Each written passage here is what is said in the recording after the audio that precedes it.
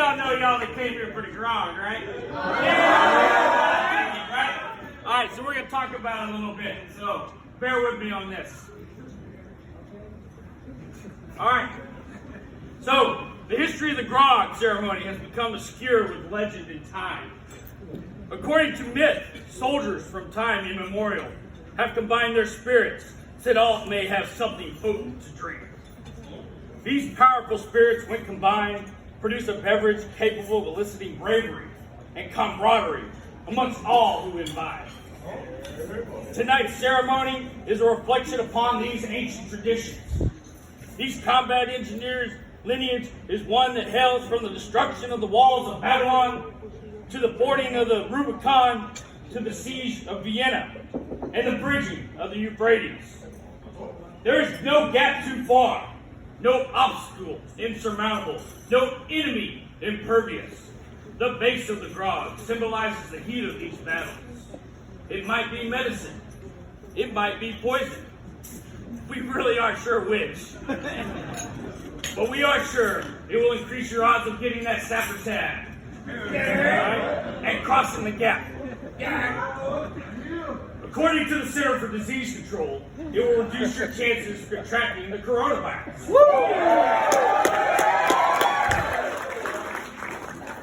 Only true engineers uphold such time-honored traditions.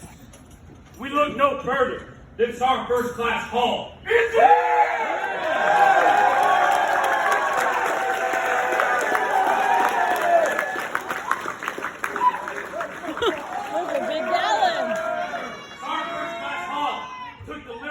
Until the planets aligned and a new moon arrived.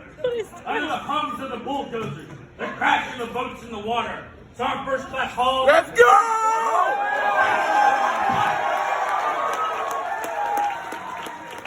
For the engineers! Who paved the way! For the engineers!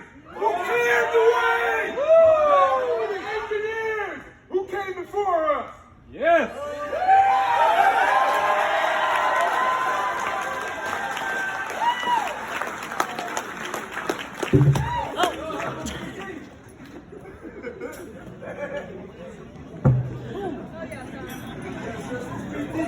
Consisting of over 1,000 railroad worker volunteers, the 11th Engineer Regiment landed in France in 1917, becoming the first American unit to enter the European theater of World War I.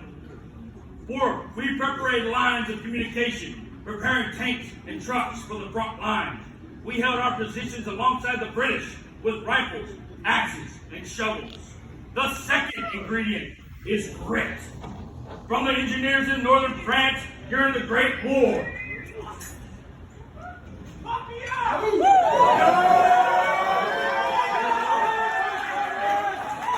The engineers who fought in the Great War.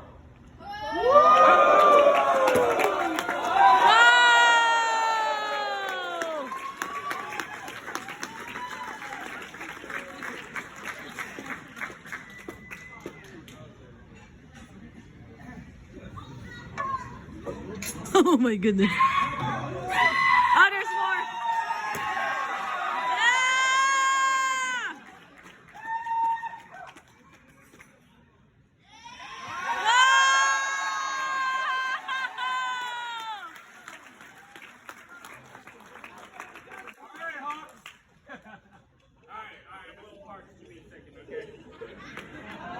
Yeah! Yeah. All right. Moving on. We're going to move to this third ingredient. Okay?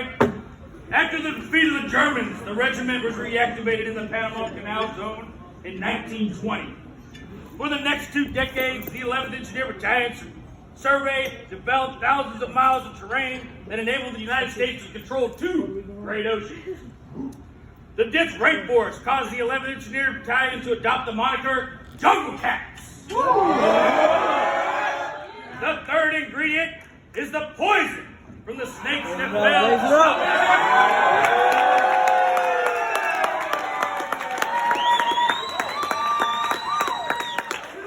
Jungle Cats.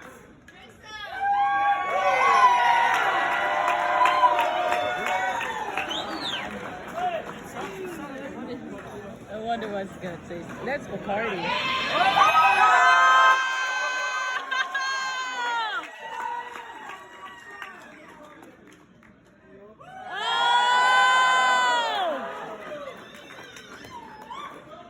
To our support personnel.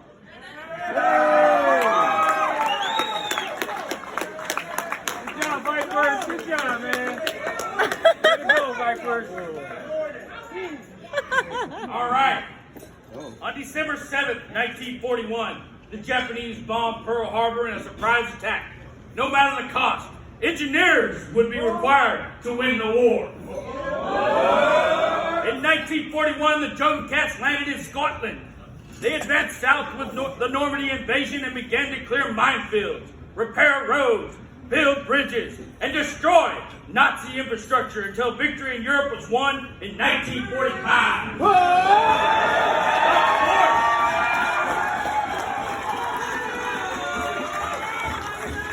The fourth ingredient is granite from the European cities that we helped to rebuild.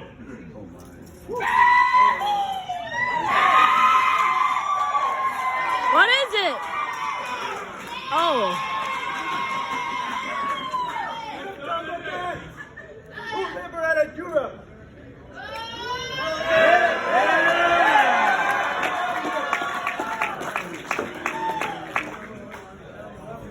Let's go, Jesse, Jesse! No!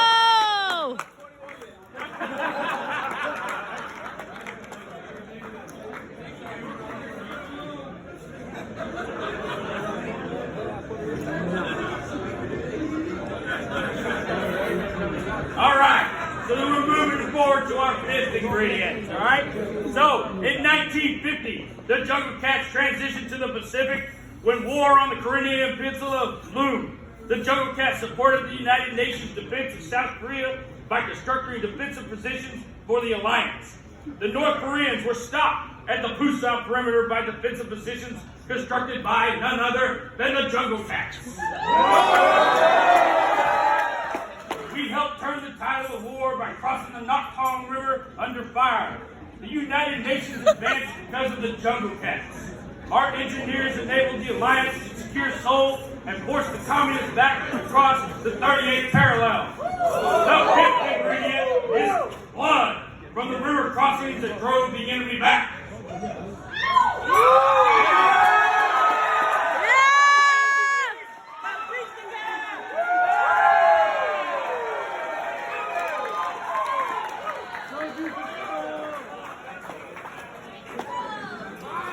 Oh my gosh.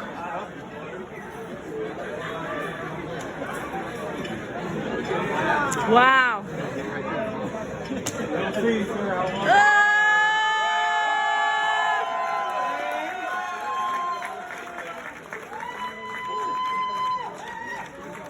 All right. We're halfway there, all right? All right?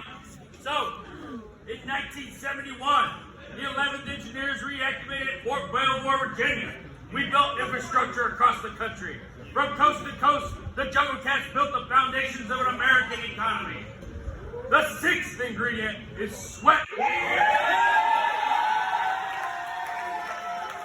What is it?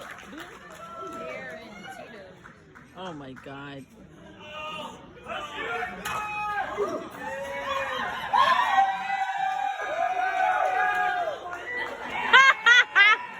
Get the job done!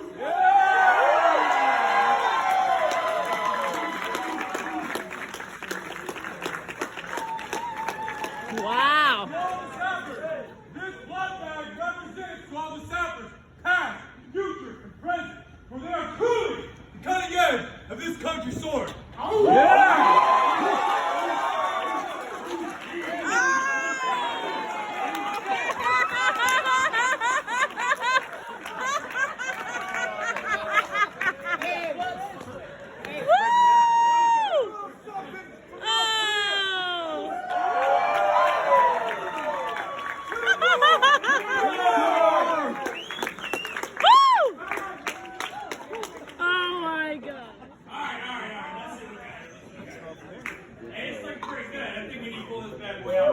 Yeah!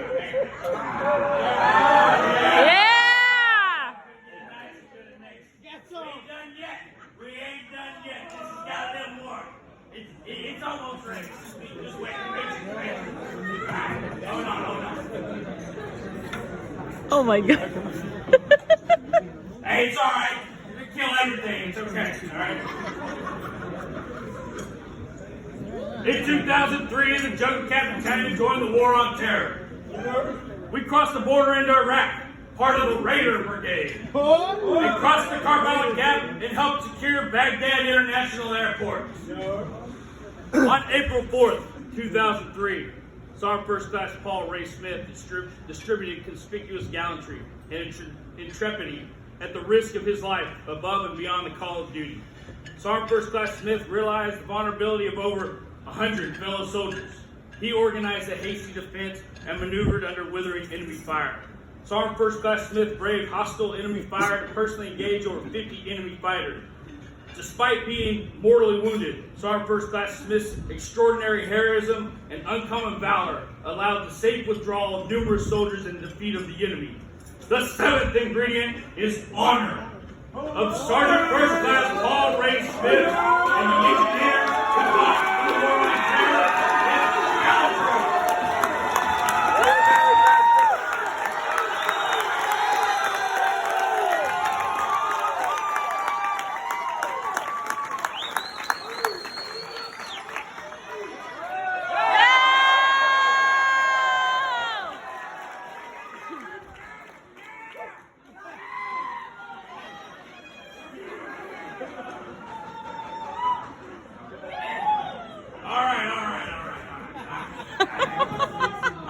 Funny. So, in 2017, the Jungle Cats planted our flag in Camp Humphreys, Korea, where we remain to this day. The addition of permanent American combat engineering soldiers to South Korea has been noticed by the North Koreans. We are here to stay. Excuse me. Woo!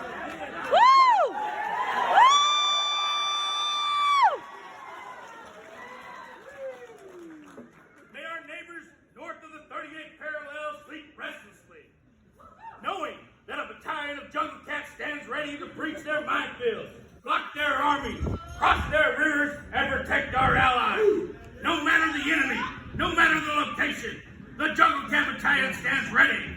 The eighth ingredient, in honor of the Jungle Cats who rallied